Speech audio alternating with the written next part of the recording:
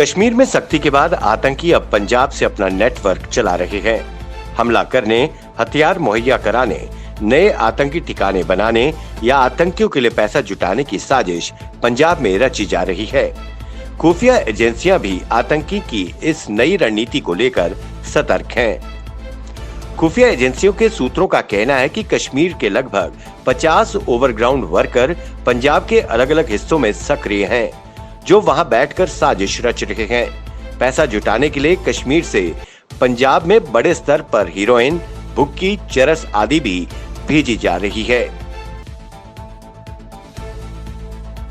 Corona virus के कारण राष्ट्रव्यापी लॉकडाउन के चलते जम्मू कश्मीर हाईकोर्ट ने इस वर्ष 8 से 26 जून तक प्रस्तावित ग्रीष्मकालीन अवकाश रद्द कर दिया है।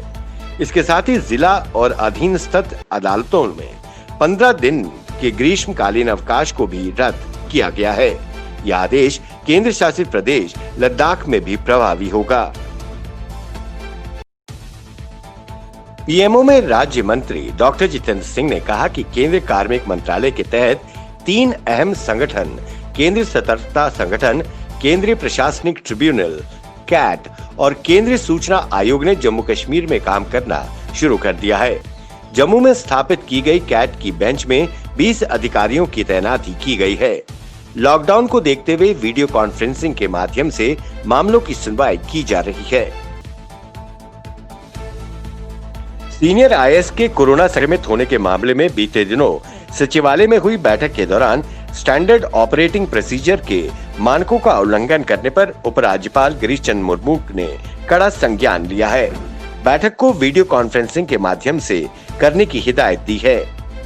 उपराज्यपाल की ओर से कहा गया है कि सैंपल देने वाला अधिकारी वीडियो कॉन्फ्रेंसिंग के माध्यम से बैठक में शामिल हो सकता था, लेकिन ऐसे प्रोटोकॉल पर अमल नहीं किया गया।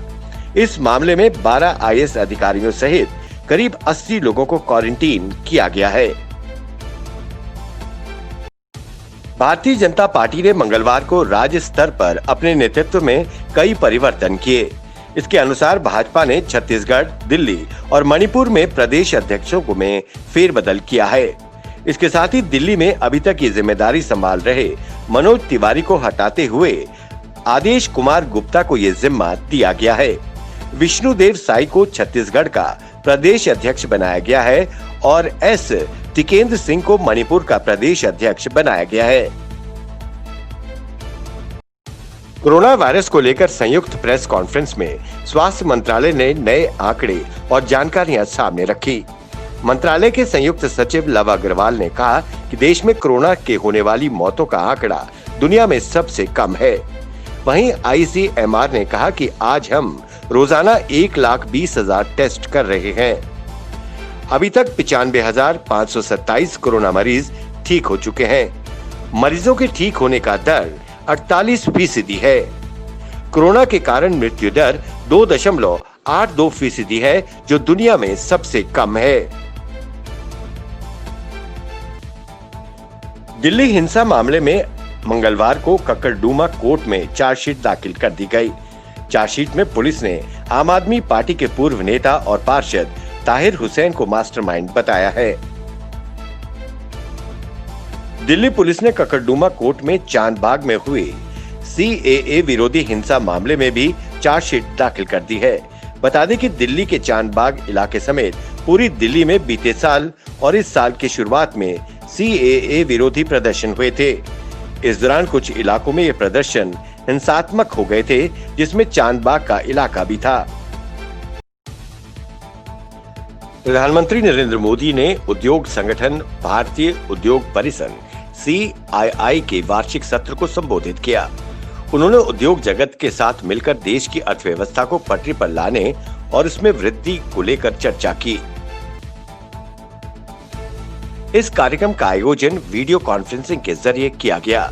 ये कार्यक्रम CII की स्थापना के 125 साल पूरे होने के उपलक्ष्य में किया गया। CII 125वें वार्षिक सत्र का मुख्य विषय गेटिंग ग्रोथ बैक यानी वृद्धि की राह पर लौटना रहा। प्रधानमंत्री ने कहा कि भारत को तेज विकास के पथ पर लाने के लिए 5 बातें बहुत जरूरी है: इंटेंट, इंक्लूजन, इंफ्रास्ट्रक्चर, इन्वेस्टमेंट और इनोवेशन। हाल ही में कई फैसले लिए गए, इनमें इनकी झलक दिख जाएगी। भारत बड़ी उड़ान के लिए तैयार है। हमारे लिए सुधार का मतलब है फैसले लेने का साहस करना। स्कूलों को खोलने के लिए गृह मंत्रालय ने जुलाई में विचार करने की बात कही है, लेकिन जम्मू कश्मीर में स्कूलों को खोलने की तैयारी अभी से शुरू हो गई है। शिक्षा विभाग के वित्त निदेशक ने जम्मू और कश्मीर दोनों संभागों के शिक्षा निदेशकों को सूचना देकर कहा है कि सरकार के निर्देश पर जून मध्य को ध्यान में रखकर अभी से तैयारियां शुरू कर दी जाएं। 8 जून से धार्मिक स्थलों को खोलने की घोषणा से मां वैष्णो देवी की यात्रा शुरू होने की सुगबुगाहट तेज हो गई है। इसके लिए श्राइन बोर्ड ने भी अंदरखाने तैयारियां शुरू कर दी हैं। इसी कड़ी में दर्शनी द्योड़ी सहित बाणगंगा क्षेत्र में चेतक भवन में चिकित्सा शिविर शुरू किया गया है। इसमें 50 घोड़ों और उनके चालकों के कोरोना सैंपल लिए गए हैं ताकि बाद में कोई खतरा न हो।